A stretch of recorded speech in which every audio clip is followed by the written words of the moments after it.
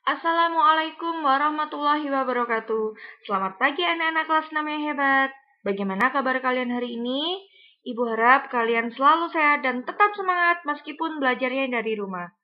Hari ini kita akan melanjutkan tentang sejarah kebudayaan Islam materi Khalifah Umar bin Khattab radhiyallahu an. Jumat 13 November 2020 oleh tim guru kelas 6 MI Darussalam Pagesangan Surabaya. Kelas 6 hebat, kelas 6 sukses. Materi yang pertama adalah silsilah Umar bin Khattab radhiyallahu an. Umar bin Khattab merupakan nama aslinya, sedangkan nama panggilannya adalah Abu Hafsah, yang artinya bapak dari Sayyidah Hafsah, salah seorang istri Nabi Shallallahu Alaihi Wasallam. Silsilah Umar dari ayah bertemu dengan Rasulullah Shallallahu Alaihi Wasallam pada kakek beliau yang bernama Ka'ab. Perhatikan silsilah di samping. Materi selanjutnya adalah kedudukan Umar bin Khattab di masyarakat. Umar bin Khattab berasal dari keluarga Bani Adi, salah satu kabilah dari suku Quraisy. Umar merupakan seorang pemuda yang pemberani, gagah, keras, cerdas, dan berpengalaman luas. Sebelum masuk Islam, Umar merupakan orang yang memusuhi Nabi Muhammad SAW. Ia tidak segan menyiksa keluarganya dari Bani Adi yang masuk Islam, termasuk terhadap adiknya sendiri yang bernama Fatimah. Materi selanjutnya adalah kisah masuk Islamnya Umar bin Khattab. Sebelum Umar masuk Islam, Rasulullah SAW pernah mendoakannya, Allahumma a'izal islama bi Umar.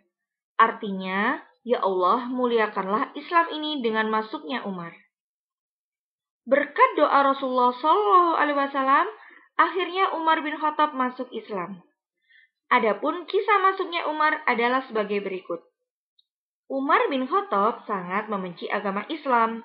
Ketika kebencian Umar mencapai puncaknya, maka ia mendatangi Nabi Muhammad SAW dengan menghunus pedangnya untuk membunuhnya. Di perjalanan, ia bertemu dengan Nu'aim bin Abdullah yang menjelaskan bahwa adik dari Umar yaitu Fatimah dan suaminya Said bin Said telah masuk Islam. Mendengar berita itu, Umar sangat marah. Ia bergegas ke rumah adiknya untuk menghajarnya. Di halaman rumah, ia mendengar adiknya sedang membaca Al-Quran surat Toha yang diajarkan oleh sahabat Khabbah bin Arad. Umar sangat marah hingga menampar Fatimah dan menyebabkan mukanya berdarah.